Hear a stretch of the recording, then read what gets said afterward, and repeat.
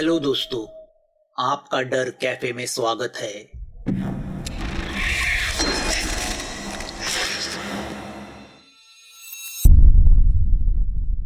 ऋषिकेश आगे देखता है। आगे बहुत घनी झाड़ी फैली हुई है। आगे जाने का रास्ता ही नहीं दिख रहा। दोनों एक दूसरे को देखते हैं। ऋषिकेश कमर पे लटका हुआ हंटिंग नाइफ निकालता है और वो झाड़ी तोड़ता है। जैसे ही रास्ता खुल जाता है, आगे का नजारा देख के दोनों आश्चर्य से दंग रह जाते हैं। आगे तीनों और छोटे पहाड़ है और बीचों बीच एक खंडर जैसा पुराना मंदिर है। वह चंपा वास्तुकला से बना हुआ मंदिर है जो 12वीं या 13वीं सदी का होगा। अब उसका घुमट, खंबे और दीवारें टूटी हुई है। आधा मंदिर तो झाड़ और बेलों से ढक चुका है। वह सुंदर शिल्प देखकर दोनों मंत्रमुग्ध हो जाते हैं। 5 मिनट वह उस मंदिर को देखते रह जाते हैं। मुझे नहीं पता था इतना खूबसूरत वास्तुकला का नमूना मेरे गांव के पास है और बाहरी दुनिया को भी इसके बारे में पता नहीं। सौरभ उस मंदिर को देखते हुए बोलता है। ऋषिकेश उन टूटे अवशेषों में से घूमने लगता है। वह तुरंत पहचान जाता है कि वह वही जगह है जो उसने नीलेश के मोबाइल की वीडियो में देखी थी। वह जमीन पे देखने लगता है तो उसे हवन कुंड से जली हुई जमीन दिखाई देती है। वह सौरभ से कहता है, सौरभ, ये वही जगह है जहाँ उस रात हवन किया गया था। सौरभ जमीन देखता है। अब वहाँ साफ सफाई की गई है, फिर भी निशान और राख दिख रही है। बारिश के पानी में भीगने की वजह से जमीन पे पूरा काला पानी फैला हुआ है। मतलब ये वही जगह है जहाँ उन सभी लड़कियों को भी लाया गया था। सौरभ आसपास देख के बोलता है। तभी ऋषिकेश की नजर टूटे हुए मंडप के पास झाड़ी में ढकी हुई काली मूर्ति पे जाती है। वह 4 फुट की किसी देवी की मूर्ति है। उसके नीचे किसी भाषा में कुछ लिखा हुआ है। ऋषिकेश उसके फोटो लेता है।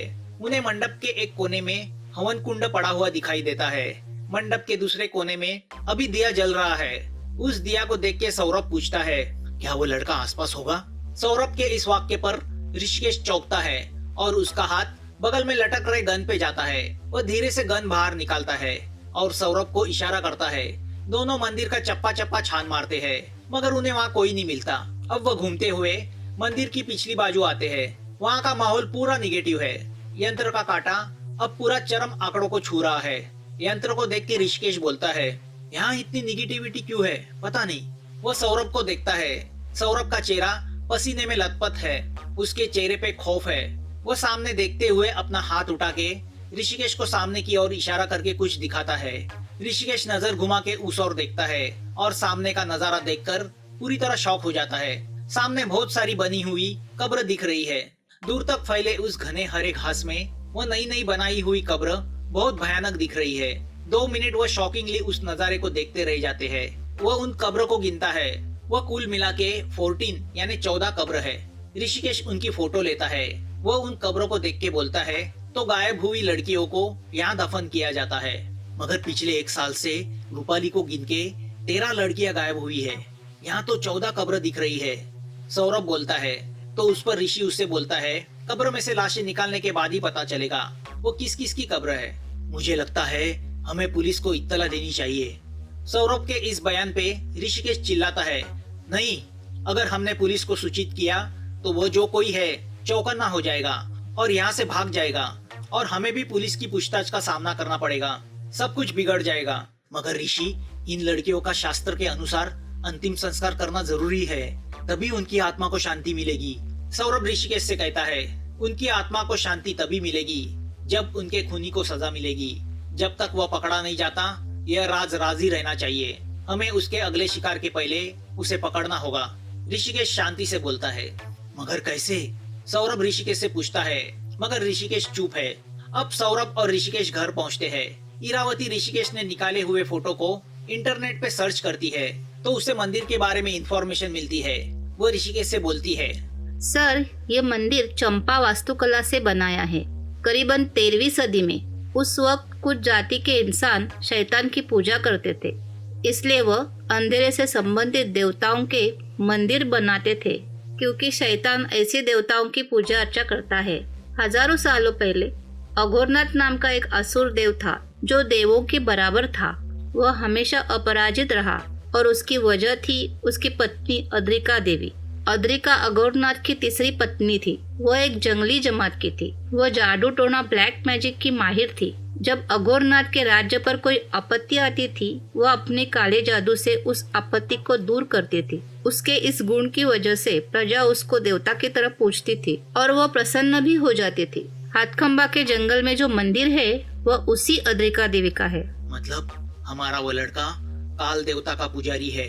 सौरभ उसे देखते हुए बोलता है तो ऋषिकेश उस पे बोलता है, जादू टोना करने वाले सभी मांत्रिक किसी न किसी अंधेरे के देवता के पुजारी होते हैं, क्योंकि देव ऐसी पूजा का समर्थन नहीं करते और ऐसी पूजा करके वो कभी प्रसन्न भी नहीं होते।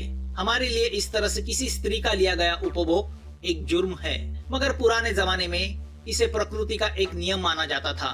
इसलिए जब भी कोई इंसान मंत्र तंत्र की पूजा करके ऐसे अंधेरे के देवताओं को प्रसन्न करके काम की इच्छा प्रकट करता था तो वह देवता उसे वरदान देते थे। वही फॉर्मूला वह लड़का यहाँ अपना रहा है। सिर्फ आश्चर्य की बात यह है कि ऐसे शैतानों को जागरूक करने के लिए जिस मंत्र की जरूरत होती है वह इस 25 साल के जवान को कहाँ मिला। ऐसे मंत्र तो ज्ञानी मानी जाने माने मांत्रिक के पास भी नहीं होते। मगर 100 बात की एक बात, वह लड़का हाथ नहीं आया। सौरभ बोलता है तो उस पर ऋषिकेश उससे बोलता है वो वहाँ सिर्फ शुक्रवार की रात को आता होगा। अपना कार्य पूरा करने के बाद वो वापस अपने घर चला जाता होगा। मतलब सर्व कहीं आसपास ही रहता होगा। इरावती बोलती है हाँ। तो अब सौरभ ऋषिकेश को बोलता है यह इलाका बहुत बड़ा है, 11 गांव पड़ते हैं, इनमें कम से कम 20,000 घर तो होंगे। इतने घरों में से उसे ढूंढ निकालना पॉसिबल नहीं। हाँ सौरभ, मगर लड़की की तलाश में वह कभी ना कभी तो घर के बाहर निकलता होगा। सिर्फ लड़की के नहीं बल्कि खास लड़की के जो वर्जिन हो। वह लड़की को देख के अपने मंत्र की शक्ति से उन्हें हिप्नोटाइज करता होगा और रात को चुड़ैल को भेज के उस लड़की को जंगल में ले आता होगा।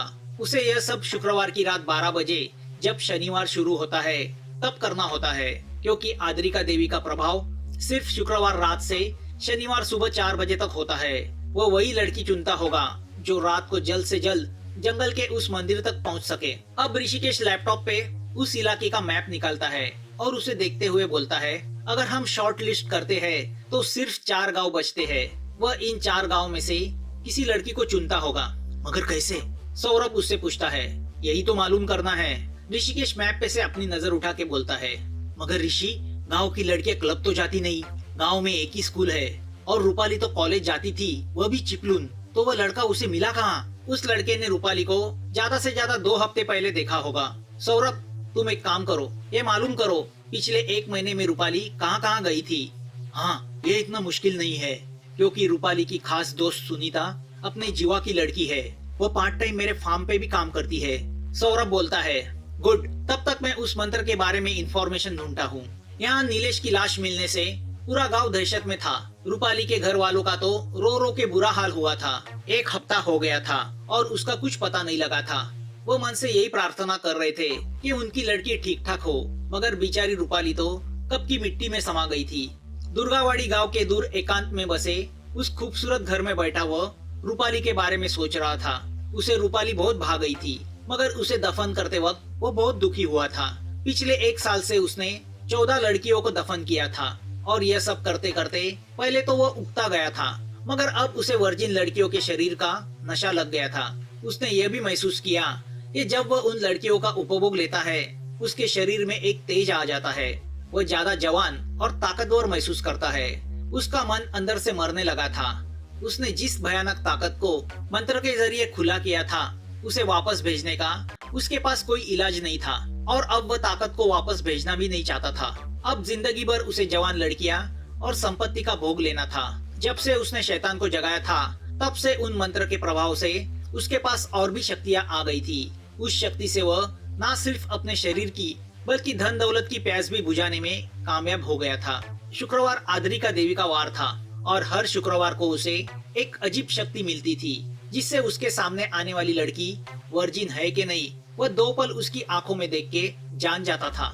यह अजीब शक्ति सिर्फ शुक्रवार को ही काम करती थी, इसलिए अपनी मनचाही लड़की की शिकार उसे शुक्रवार को ही करनी पड़ती थी और उसके भाग्य से मुंडे का बाजार शुक्रवार को ही होता था। बैठे बैठे उसने दीवार पे टंगे कैलेंडर को देखा। अगले महीने का पहला शुक्रवार आने के लिए अभी 20 दिन बाकी थे। वो घर में बैठे बैठे तंग आ चुका था। उसे इंतजार था शुक्रवार का, जब मुंडे का बाजार जमा होता है। नई लड़कियां, नया मजा, उसके लिए अब वह एक खेल बन चुका था। वह उत्तेजित होके हंसता है। इस कहानी का अगला पार्ट जल्द आपके सामने आ जाएगा। अगर आपको यह कहानी अच्छी लगी हो तो प्लीज इस चैनल को सब्सक्राइब कीजिए। आपके कमेंट्स का हमें इंतजार रहेगा और नोटिफिकेशन के लिए बेल आइकन दबाना मत भूलना। जल्द मिलेंगे एक नए डर के साथ। Thanks for watching.